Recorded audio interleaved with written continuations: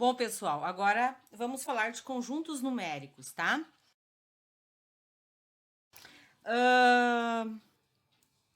Esses conjuntos numéricos a gente estuda ao longo do ensino fundamental.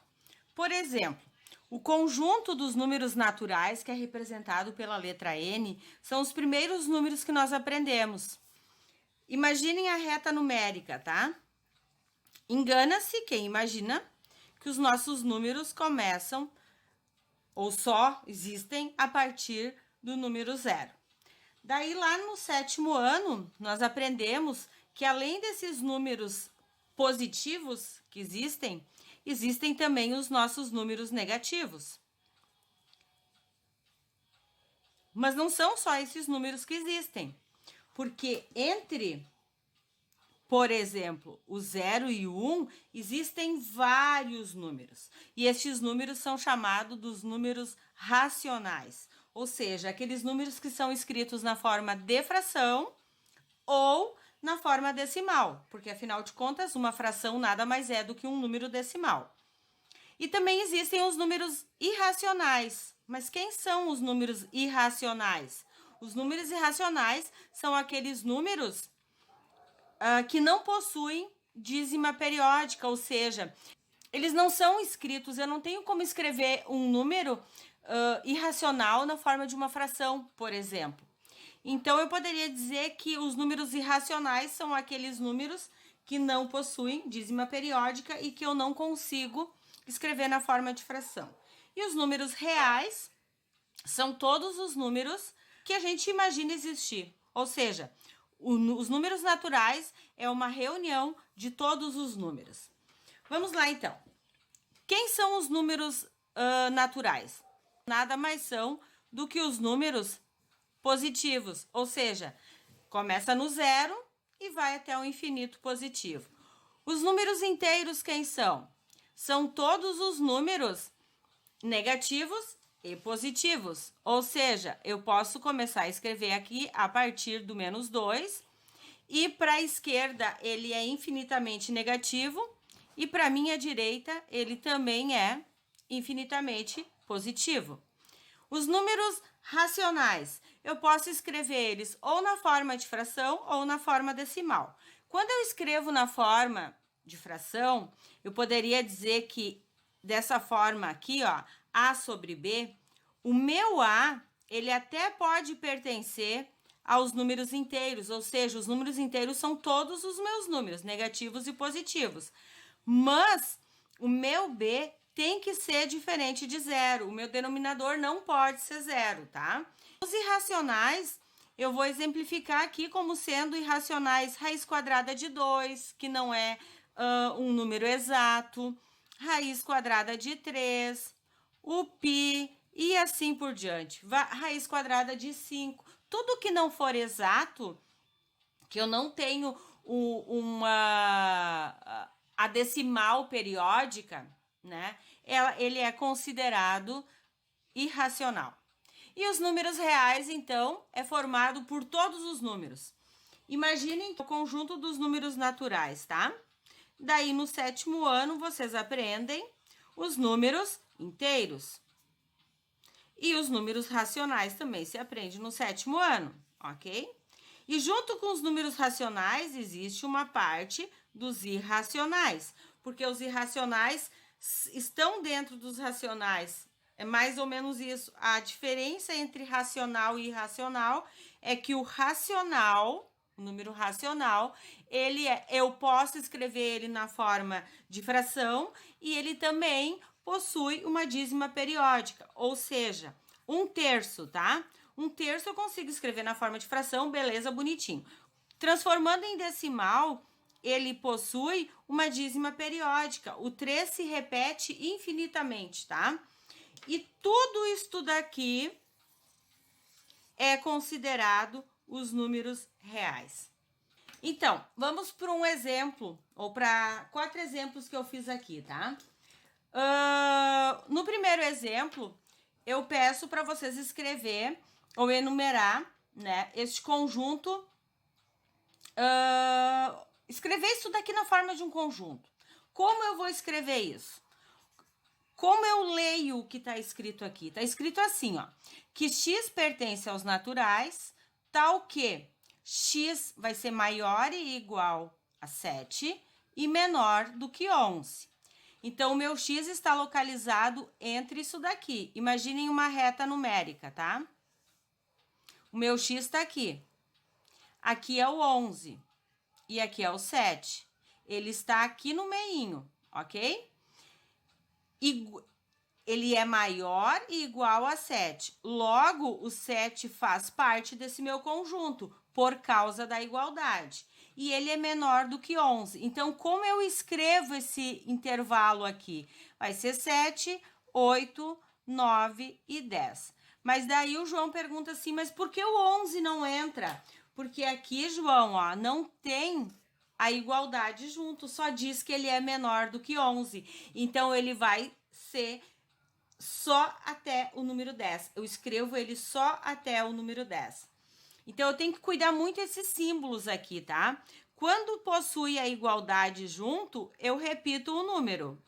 O número entra no meu conjunto. Quando eu não tenho a igualdade junto, ele não entra no meu conjunto, ok? Mais adiante vocês vão saber, vão estudar que eu chamo isso de intervalo aberto e fechado, tá?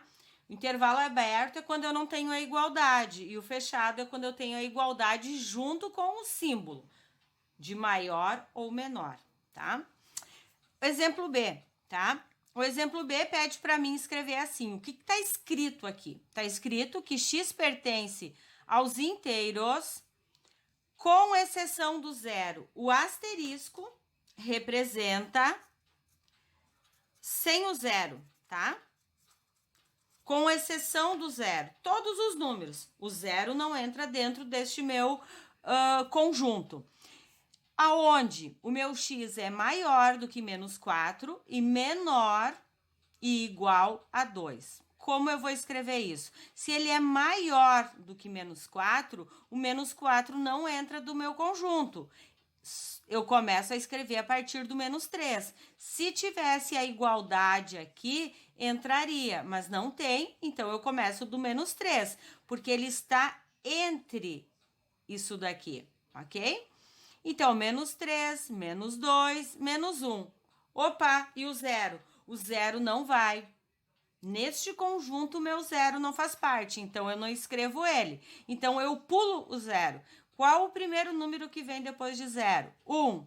E ele é igual ou menor a 2. O 2 também entra. Então, o segredinho deste conteúdo está em eu saber ler esta escrita do meu conjunto. Por quê?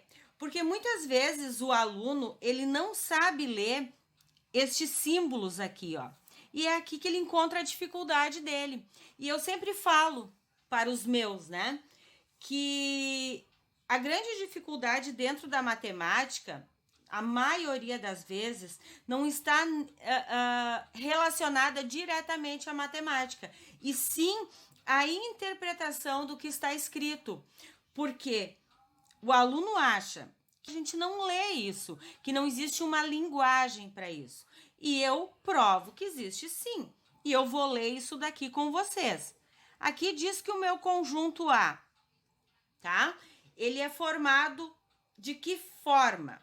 Ele é formado da seguinte maneira: que o meu x, ou seja, os meus números que vão existir dentro desse conjunto, pertencem aos inteiros, de tal forma, ou tal que o meu x, ele vai ser maior do que menos 4 e menor e igual a menos 2. Então, aqui eu tenho, se ele é maior do que menos 4 não entra. Então, eu começo no menos 3, menos 2, menos 1. Aqui tem alguma observação em relação ao zero? Não, então eu escrevo ele. 0, 1 e o menos 2. Vamos botar mais 2 aqui. 1 e 2, tá? Então, aqui o meu 2, que era negativo, eu passei ele a positivo, tá? Então, eu escrevo ele até o número 2, para não desperdiçar esse exemplo, tá? Então, aqui, ó, o meu x, ele é maior do que menos 4 e ele é menor e igual a 2, ok?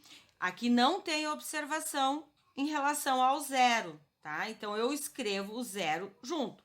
Diferente daqui, ó, estão observando? Eu botei esse menos por engano. Vocês estão observando que eu fiz de propósito isso daqui para vocês comparar? Quando tem o asterisco, não interessa se é nos meus números naturais, que tem o asterisco, em qualquer um deles, nos inteiros, nos racionais, nos reais, o zero não vai. E quando não tem o asterisco, o zero vai dentro deste meu conjunto, tá? Então, agora vamos fazer o conjunto B.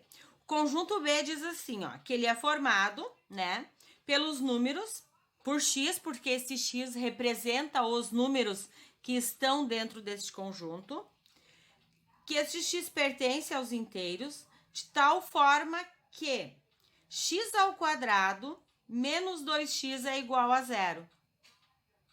Então, como eu resolvo isso? Quem são estes números que estão aqui dentro? Bom, vocês estão observando que aqui eu tenho uma equação do segundo grau. O que eu vou fazer para resolver isso? A primeira coisa que eu preciso fazer, eu vou resolver esta equação do segundo grau. Então, vamos colocar ela aqui em cima. X ao quadrado menos 2x é igual a zero. Equação incompleta do segundo grau. Como eu resolvo ela? Eu posso resolver por Bhaskara ou eu posso resolver ela de um jeito bem simplificado que também se aprende no nono ano. Qual é o jeito simplificado? Eu tenho o termo comum aqui, que é o meu x. Eu coloco ele em evidência. Logo, se eu dividir x ao quadrado por x, ou eu tirar um x daqui, sobra x. Se eu tirar x daqui ou efetuar a divisão, sobra 2. Logo, eu tenho que o meu primeiro x é igual a zero. E o meu segundo x, o x duas linhas, como eu vou descobrir ele? Eu vou pegar o que eu tenho aqui entre parênteses e vou igualar a zero. Então, eu vou fazer lá, ó, x menos 2 igual a zero. Equação do primeiro grau. X, tá aqui subtraindo, vem para cá somando. Aqui eu tenho os dois valores do meu x, ó. Então, quem são esses valores do meu conjunto? É o 0 e o 2. Compreenderam? Estes fazem parte deste meu conjunto. Quando eu tenho uma equação, ela pode ser completa ou incompleta. E quando ela está escrito desta forma aqui, né? Eu vou pegar e eu vou ler isso e eu vou escrever o meu conjunto. Então, assim, ó, este ezinho aqui, ele representa pertence, certo? Este risquinho aqui eu poderia dizer ou ler ele como tal que, de forma que, certo? Esse símbolo aqui vocês já sabem que ele significa maior ou menor, vai depender de como eu leio ele. Eu poderia ler assim, ó, que menos 4 é menor do que x. Mas eu poderia ler que x é maior do que menos 4. Então, vai depender de como eu vou fazer essa leitura. Mas como aqui eu inicio com x, eu parto do princípio do x aqui, ó. Se o meu x pertence aos inteiros, eu vou dizer que o meu x é maior do que menos 4 e menor ou igual a 2.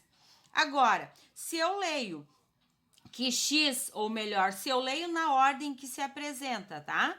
Eu posso ler assim, ó, que x pertence aos inteiros, de tal forma que menos 4 é menor do que x e que x é menor e igual a 2. Eu estou falando exatamente a mesma coisa, porém numa ordem diferente.